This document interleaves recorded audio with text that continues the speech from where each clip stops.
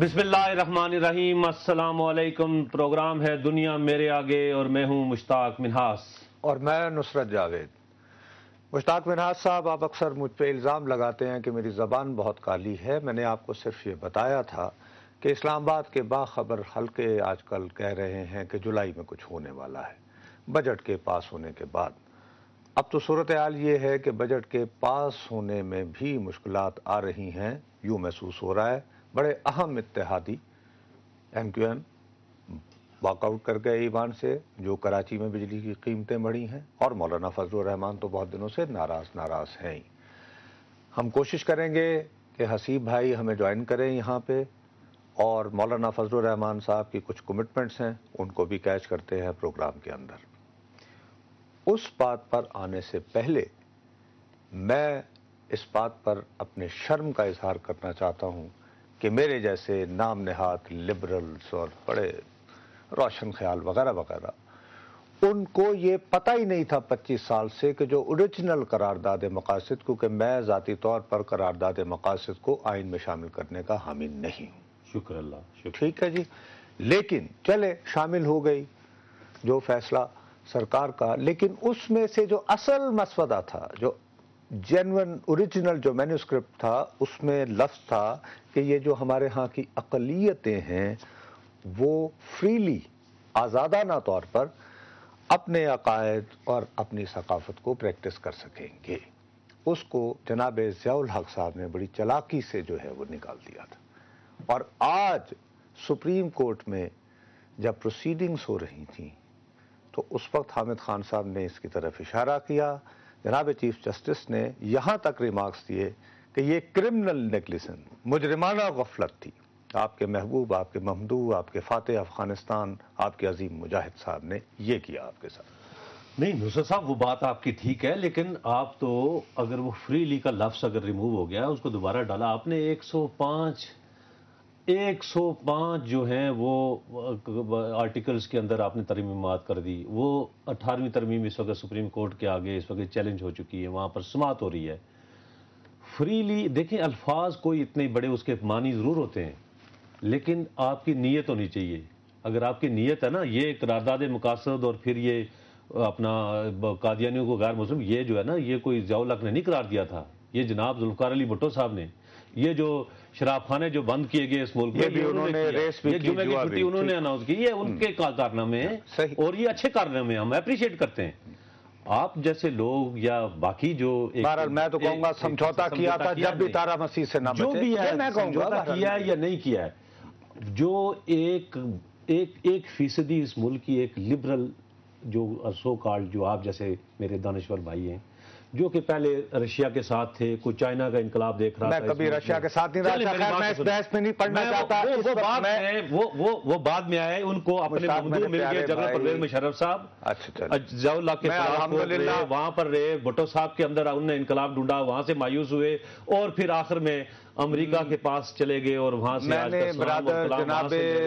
میں نہیں مانتا اس چیز کو، آپ لوگوں کو آپ ایجنڈا مسلط کرنا چاہتے ہیں۔ میں نے جناب پرویز مشرف صاحب کو کبھی 1 منٹ سپورٹ کرنے کا بھی گناہ سرزد نہیں کیا۔ آپ جیسے عامر میری نظر میں عامر ہوتا ہے، خواہ وہ پیٹ پہ داڑھی رکھے یا کلین شیو کر کے آئے۔ بہرحال چیف جسٹس صاحب نے فرمایا کہ یہ مجرمانہ غفلت تھی ان الفاظ کو ڈراپ کرنا۔ مجرمانہ غفلت کا میں سمجھتا ہوں کہ اس وقت کی اپوزیشن بھی برابر کی ذمہ دار، اور اس وقت کے بہت لیڈ ستارے، جب یہ 8ویں ترمیم جس میں RCO کے اندر جو ضیاء الحق کا فیصلہ تھا اسے اڈاپٹ کیا جا رہا تھا، وہ کائنڈلی میرے ساتھ ہیں جناب حاجی سیف اللہ صاحب۔ السلام علیکم حاجی صاحب۔ السلام سر۔ حاجی صاحب، آج بہت ہی مجھے افسوس ہوا، میں تو آپ کی بڑی ہی قدر کرتا ہوں، آپ جانتے ہیں، آپ نے جب یہ قرارداد مقاصد کو آئین کا باقاعدہ حصہ بنایا گیا تو آپ جیسے تجربہ کار پارلیمنٹیرین یہ نہ جان پائے کہ اس میں فریدی کا لفظ ہی غائب کر دیا ہے اس وقت کے عامر نے۔ سر آپ کی زیرک نگاہوں نے بھی نہ دیکھا؟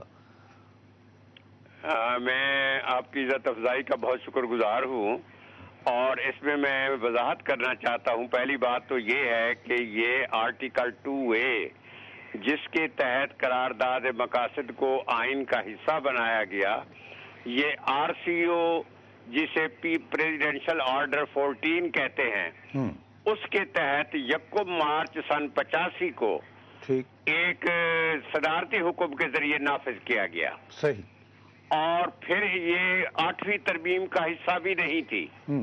8ویں ترمیم میں ہم نے صرف 18 آرٹیکلز کو ترمیم کیا، ٹھیک، کیونکہ وہ سکوپ کے اندر جو بل آئے اس سے باہر ہم نہیں جا سکتے، اور میں نے اسے ترمیم کرنے کی کوشش کی مگر اسپیکر نے رولنگ دے دی کہ آپ سکوپ سے باہر نہیں جا سکتے۔ ٹھیک، ایک تو یہ میں غلط فہمی دور کرنا چاہتا ہوں کہ 8ویں ترمیم کا اس سے کوئی تعلق نہیں ہے، ہو گئی جی، یہ صدارتی۔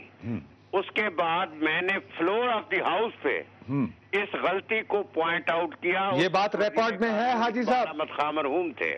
حاجی صاحب یہ بات ریکارڈ پہ ہے کہ آپ نے اس کی؟ ریکارڈ پہ ہے، اچھا، یہ چیز ریکارڈ پہ ہے، اور انہوں نے فرمایا ہاں، کہ یہ مس پرنٹ ہوا ہے ہاں، اور یہ کلیریکل مسٹیک ہے، اگلی طباعت میں ہم اس کو درست کر دیں گے۔ ارے اچھا، ایک تو وہاں پہ یہ پوائنٹ آؤٹ ہو چکا تھا۔ تو حاجی صاحب پھر اگلی تو بات تو نہ ہوئی نا۔ آگے میں آپ کو چلتا دیکھتا ہوں کہ جہاں وزارت قانون اس کی مجرمانہ غفلت کی میں سمجھتا ہوں کہ مجرم ہے، اس کے ساتھ ساتھ سپریم کورٹ کی بھی کچھ ذمہ داری عائد ہوتی ہے۔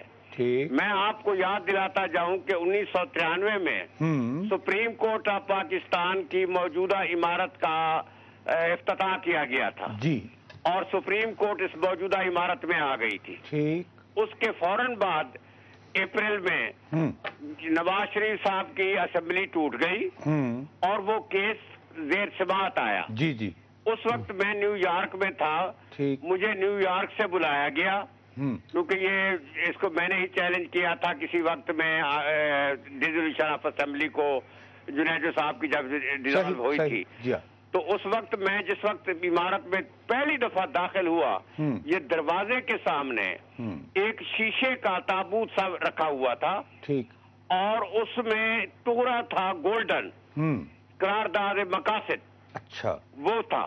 کیونکہ قرارداد مقاصد مجھے زبانی یاد ہے، میں نے جب وہ ٹکڑا دیکھا تو اس میں نے یہ غلطی دیکھی فریلی اور ٹو کی کہ یہ اس میں غلط ہے اور یہ قرارداد مقاصد اصل شکل میں نہیں لکھی گئی۔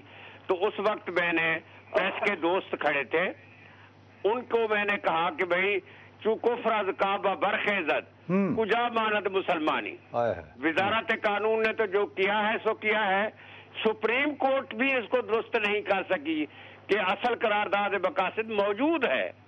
یہ قومی اسمبلی کی لائبریری۔ اب کیا پھر ہم جرنلسٹوں کو یہ کوشش، حاجی صاحب تو پھر ہم جرنلسٹوں کو یہ کوشش کرنی چاہیے کہ ہم دوبارہ جائیں سپریم کورٹ میں، دیکھیں وہ جو آپ کہتے ہیں تابوت سا بنا ہوا اس میں ٹکڑا پڑا ہوا کہ کیا اس میں، کر رہا ہوں آن ایئر جی، یا اس میں کم از کم تبدیلی ہوئی ہے یا نہیں، تو ایز اے جرنلسٹ تو ہمیں پہلا کام تو یہ کرنا چاہیے نا میرے خیال میں۔ جی میں عرض کر رہا ہوں نا سر، جہاں یہ لفظ آ رہے ہیں نا وہاں میں کوئی سپریم کورٹ کی ذمہ داری کے بارے میں عرض کرنا چاہتا ہوں کہ میں نے اس وقت پوائنٹ آؤٹ کیا پریس کے سامنے، اور پریس نے اس کو لیڈنگ نیوز کے طور پہ شائع کیا، ٹھیک، خاص طور جنگ نے۔ اچھا حاجی صاحب سوری، آپ کو پتا ہے کہ جب پروگرام کرتے ہیں حاجی صاحب تو بریکس پر بھی جانا ہوتا ہے، ہم آپ کو جوائن کرتے ہیں بریک کے بعد، اور ناظرین حاضر ہوتے ہیں ایک بریک کے بعد۔